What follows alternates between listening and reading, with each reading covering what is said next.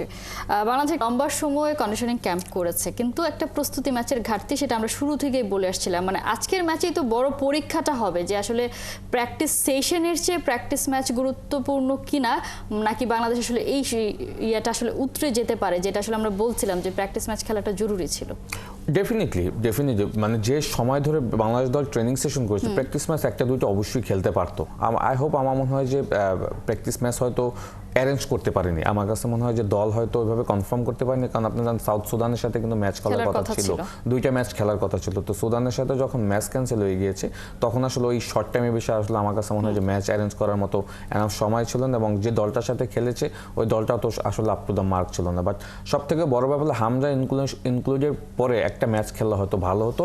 Team কম্বিনেশনের ক্ষেত্রে হয়তো কোচ অনেক কিছু যাচাই বাছাই করতে পারতো। তারপরও 4-5টা সেশন কিন্তু পুরো টিমকে নিয়ে কোচ করতে পেরেছে, যেখানেই করুক, হোম ভেন্যুতে আমাদের হোমে করুক বা ওখানে গিয়ে যে ভেন্যুতেই করুক, সেশন কিন্তু করতে পেরেছে। তো এইটা তো আসলে কম্বিনেশনের জন্য আমার মনে হয় গুড এনাফ, নট ব্যাড। কারণ ইন্টারন্যাশনাল ম্যাচে আপনি অনেকগুলি সেশন পাবেন না সারা পৃথিবীতেই। তো যেটা হয়েছে যে আমরা তো আসলে হামজাকে বাইরে রেখে কিন্তু অনেকদিন ধরে কিন্তু তাইফ একটা ট্রেনিং সেশন করেছি। তো ওইটা আমার কাছে মনে হয় যে প্লেয়ারদেরকে অনেক মোটিভেট করছে। সব থেকে মোটিভেটেড যে জায়গাটা হচ্ছে সেটা হচ্ছে যে হামজা আসার পরে যদি প্লেয়ারদের পরবর্তী ট্রেনিং সেশনগুলি দেখেন, সবাই কিন্তু খুব এনজয় করছে হামজাকে, সবাই খুব ক্লোজলি আসলে তার সাথে মেশার চেষ্টা করছে। এইটা আসলে দলের ভিতরে একটা বড় রকমের পরিবর্তন এনেছে। তো এখন যেটা হলো যে অফ দ্য ফিল্ড অনেক পরিবর্তন আসবে, বাট অন দ্য ফিল্ড পিচে আসলে আপনি কি করবেন সেটা কিন্তু দেখার বিষয়। বিকজ আপনি যদি ইন্ডিয়ার সাথে বাংলাদেশের রিসেন্টলি পারফরমেন্সে দেখেন, আমার কাছে মনে হয় যে সেটা আমি বলবো যে 50-50।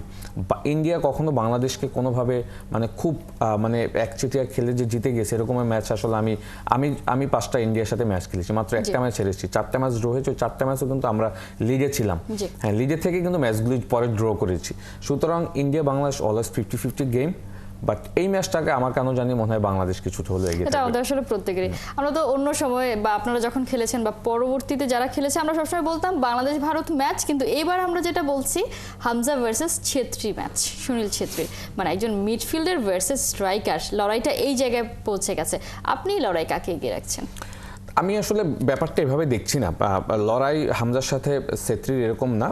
অবশ্যই দুই দলের বড় তারকা। হ্যাঁ, ছেত্রীর ইন্ডিয়ান ফুটবলে বিশাল অবদান, এবং 95 গোল ইন্টারন্যাশনাল ম্যাচ, এটা আমার মনে হয় যে এটা মিরাকেল। এই সাউথ এশিয়ান জোনের থেকে একজন প্লেয়ার এরকম 95টা গোল আর 5টা তার সেঞ্চুরি হয়ে যাবে গোলের। তো সেই জায়গা থেকে সুনীল আমাদের জন্য সবসময় বড় একটা থ্রেট। এবং আমি যে ম্যাচগুলি ইন্ডিয়ার সাথে খেলেছি, সবসময় আমার কাছে আমরা ইন্ডিয়ার সাথে হারিনি বা ড্র করিনি, সুনীলের কাছে ড্র করেছি। কারণ প্রত্যেকটা সে স্কোর করেছে, এবং 3টা ম্যাচে স্পষ্ট আমরা জিততে যাচ্ছি, ওই 3টা ম্যাচে সে শেষ সময় গোল করে কিন্তু ম্যাচগুলি ড্র করেছে। আর হামজার আর সুনীলের যে ব্যাপারটা হয়েছে যে হামজা দেখেন, হামজা এমন কোয়ালিটি প্লেয়ার, ক্লাব ফুটবলে কিন্তু লেস্টার সিটি বলেন, এখন শিফিল্ডে লোনে রয়েছে, আমার মনে হয় দুর্দান্ত একজন প্লেয়ার। বক্স টু বক্স খেলে পুরো মাঠ কিন্তু তার, স্পেশালি মিডফিল্ড এরিনাগুলিতে কিন্তু সে প্রচণ্ড ওয়ার্ক করে, এবং এই ধরনের প্লেয়ার আপনার টিমে যখন থাকেন বাকি প্লেয়াররা কিন্তু মোটিভেটেড হবেন। আমার কাছে মনে হয় যে তাদের পাসিং কোয়ালিটি বা আপনার যে জায়গাগুলি নেয়া, এগুলি আমার কাছে মনে হয় যে প্লেয়ার অলরেডি কিন্তু হামজার কাছ থেকে অনেক কিছু শিখে ফেলছে, এবং সেখানে অনেক জায়গা রয়েছে। সুতরাং দুই দলের অবশ্যই দুজন বড় তারকা। বাট আমার ছোট্ট করে প্রেডিকশন নেব, সময় আমাদের একেবারেই শেষ। আমরা দুজনেই বলছি বাংলাদেশ জিতবে, যদি স্কোরটা বলতে পারতেন। আমার কাছে মনে হয় বাংলাদেশ 2-1 জিতবে। বাহ, বাংলাদেশ জিতবে, এবং আমরা সেই ম্যাচ নিয়ে আলোচনা করব যে বাংলাদেশ কিভাবে জিতে গেল, এবং হামজার যে অভিষেকটা সেটা যেন আসলে দুর্দান্তভাবে হয়, সেটা আমরা প্রত্যেকে প্রত্যাশা করছি নিশ্চয়ই।